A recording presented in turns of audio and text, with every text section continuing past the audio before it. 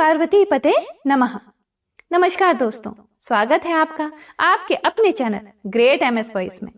माँ दुर्गा और भोलेनाथ की कृपा आप पर और आपके संपूर्ण परिवार पर हमेशा बनी रहे। दोस्तों, आज है कार्तिक मास के शुक्ल पक्ष की अष्टमी तिथि और साथ ही सोमवार का दिन है। ऐसे में हमें सोमवार अष्टमी के दिन दुर्लभ संयोग प्राप्त हो रहा है।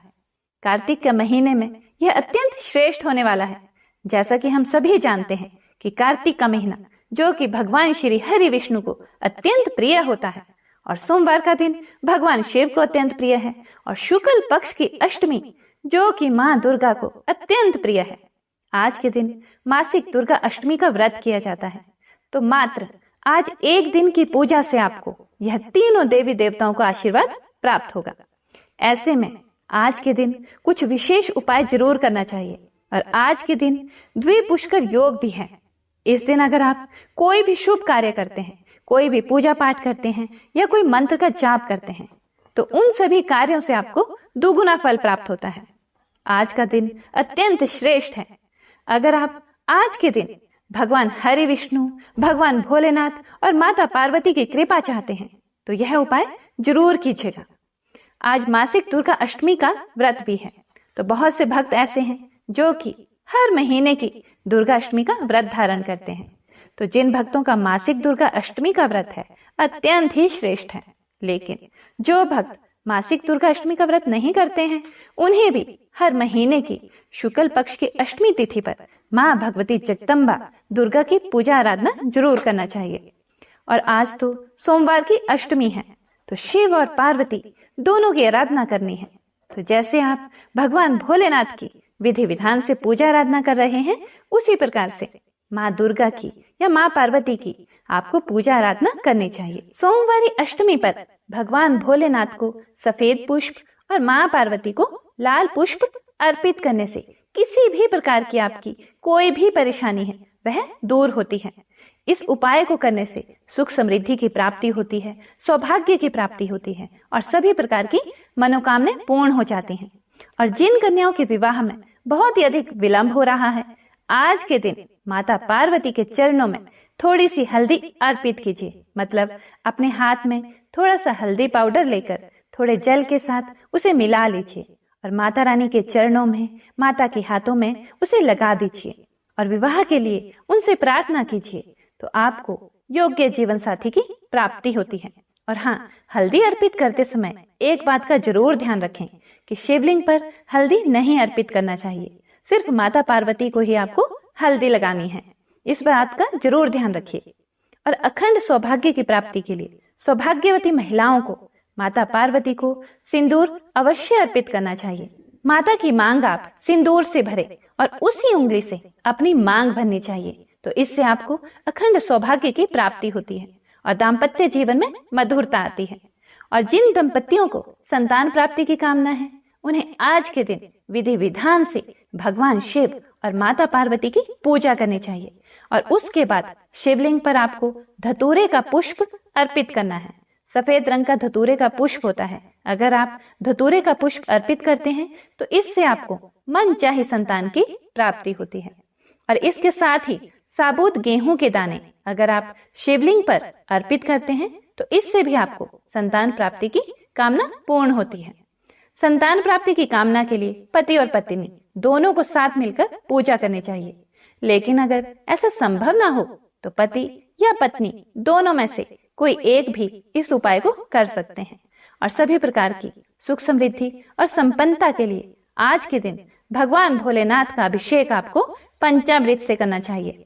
अगर आप पंचामृत से भगवान शिव का अभिषेक करते हैं, शिवलिंग की विधि विधान से पूजा करते हैं तो आपके मन की कोई भी मनोकामना हो वह पूर्ण हो जाती है। और हाँ, आज मासिक दुर्गा अष्टमी है। माता दुर्गा की प्रसन्नता के लिए किसी भी कन्या को अगर आप कोई मीठी चीज खाने के लिए देते हैं या फिर कोई उपहार देते हैं तो इससे भी माँ दुर्गा की असीम कृपा प्राप्त होती है और सभी कार्य आपके सफल होते हैं। जरूरी नहीं है कि आप बाहर किसी कन्या को दें। आपकी अपनी भी कोई कन्या हो या परिवार में कोई छोटी बच्ची हो तो आप इस कन्या की पूजा कर सकते हैं। जैसे कि हम नवरात्रि में पूजा करते हैं। मतलब आप उसके चरण स्पर्श कर लीजिए, उसे कुछ खाने के लिए दे दीजिए और उसके बाद उसे कुछ उपहार दे दीजिए। मतलब अपनी इच्छा के अनुसार, अपने सामर्थ्य के अनुसार कोई ना कोई वस्तु देकर कन्या को अगर आप प्रसन्न करते हैं तो इससे आपके सभी कार्य सफल होते हैं। सोमवारी अष्टमी है तो गाय को गुड़ और रोटी जरूर देना चाहिए। और हाँ, गौवंश में आज के दिन अगर बछड़े अगर आपको मिल जाते हैं तो उनको अगर आप चारा खिलाते हैं तो इससे भी आपकी आर्थिक तंगी दूर होती है, व्यापार में आपको तरक्की मिलती है और घर परिवार में सुख समृद्धि आती है। नंदी देवता का स्वरूप मानकर उन्हें कुछ खाने के लिए जरूर दीजिए। तो यह बहुत ही छोटे छोटे से उपाय हैं जो आप अगर करते हैं तो निश्चित ही भगवान शिव और माता पार्वती की कृपा आपको प्राप्त होती है।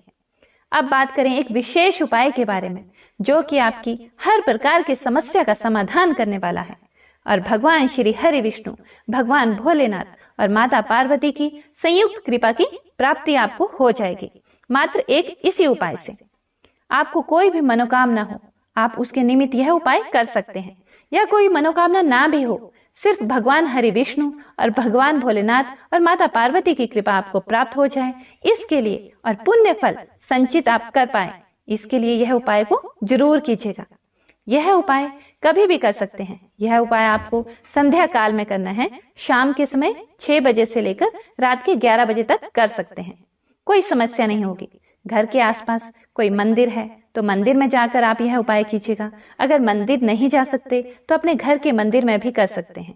और यह उपाय कोई भी कर सकता है, बच्चे भी कर सकते हैं, बड़े भी कर सकते हैं, कोई स्त्री पुरुष हो वह भी कर सकते हैं। इसमें उम्र का कोई बंधन नहीं है, कोई भी इस उपाय को करेगा तो उसे लाभ ही मिलेगा।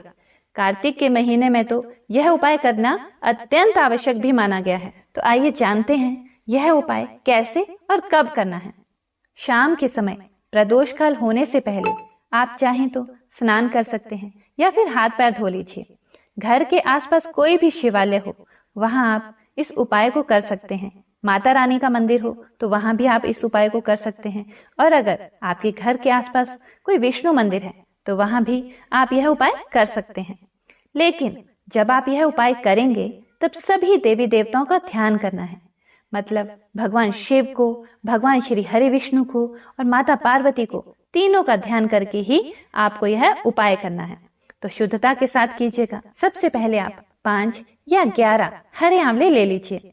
आंवले के ऊपर का हिस्सा थोड़ा सा काट लीजिए जिसमें कि एक गोल वाली बाती आ जाए और बाती को आप घी में डिप कर लीजिए। इसके बाद एक पात्र में यह सभी दीपक रख लीजिए। किसी पात्र में दीपक को रखने से पहले उन दीपकों के नीचे उन्हें आसन दे दीजिए, क्योंकि कभी भी दीपक खाली नहीं जलाया जाता है। तो आप चाहें तो थोड़े से पुष्प रख सकते हैं या फिर थोड़े से अक्षत रख सकते हैं, या चाहें तो थोड़े से सफेद तिल भी रख सकते हैं। और दीपक को आसन देने के बाद दीपक के ऊपर हल्दी से और रौली से तिलक कर लीजिए। दीपक की पूजा कर लीजिए। उसके बाद भगवान श्री विष्णु का, भगवान भोलेनाथ का और माता पार्वती का ध्यान करके सभी दीपक प्रज्वलित कर लीजिए। और दीपक प्रज्वलित करने के बाद आपके मन में जो भी कामना हो उस कामना का ध्यान कीजिए और भगवान से प्रार्थना कीजिए, हे भोलेनाथ, हे माँ पार्वती, हे श्री हरि विष्णु, आप मेरी इस मनोकामना का पूर्ण करें। जाने अनजाने मुझसे या मेरे परिवार से, मेरे बच्चों से, मेरे पति से, पत्नी से अगर कोई भी भूल चूक हो गई हो, कोई गलती हो गई हो तो आप उसे क्षमा कीजिए। सबकी तरफ से, अपने परिवार के सभी सदस्यों की तरफ से आप क्षमा प्रार्थना करके अपनी मनोकामना कहिए और माँ से प्रार्थना कीजिए, भगवान शिव से प्रार्थना कीजिए, भगवान श्री हरि विष्णु से प्रार्थना कीजिए कि आपकी मनोकामना को पूर्ण करें। और हाँ, एक बात का ध्यान रखिए, जब अगर आप किसी भी मंदिर में जा रहे हैं तो वहां पर कुछ भोग सामग्री अवश्य लेकर जाना चाहिए। आप चाहें तो मिश्री या फिर चीनी के दाने भी ले जा सकते हैं। अपनी इच्छा के अनुसार कोई भी सामग्री लेकर जा सकते हैं। गुड़ या शक्कर लेकर भी जा सकते हैं। मंदिर में भोग लगाना अति आवश्यक होता है। इसके अलावा जैसे आप मंदिर जा रहे हैं तो पूजा की सामग्री लेकर जा सकते हैं। विधि विधान से पूजा कर सकते हैं। जैसे कि शिवालय जा रहे हैं तो अभिषेक कर सकते हैं। माँ के मंदिर जा रहे हैं तो पुष्प धूप इत्यादि लेकर जा सकते हैं। और अगर यह उपाय आप अपने घर के मंदिर में कर रहे हैं तो घर में शाम की ज्योत बत्ती कर लीजिए। जो भी आप शाम की पूजा करते हैं पूजा कर लीजिए। उसके बाद आप यह दीपक प्रज्वलित कर सकते हैं। अच्छा, एक और कार्य आपको करना है। जब आप दीपक प्रज्वलित कर लें तो उन दीपक से जिन भी देवता को आप पूजा कर रहे हैं उनके पास आपको आरती की तरह घुमाना है और फिर यथास्थान रख देना है, क्योंकि दीपदान करने से पहले उस दीपक से उस भगवान की आरती करना अत्यंत आवश्यक होता है। तो यह था एक छोटा सा उपाय, इसे जरूर कीजिएगा, क्योंकि इससे आपको बहुत ही अधिक लाभ प्राप्त होगा। आप जानते हैं कि कार्तिक के महीने में आंवले का दीपदान कितना श्रेष्ठ होता है। तो आंवले का दीपदान, उसके साथ ही सोमवारी अष्टमी, कार्तिक का महीना, इसके साथ ही आज द्विपुष्कर योग। तो सोचिए, इतना शुभ और दुर्लभ संयोग हमेशा प्राप्त नहीं होता है।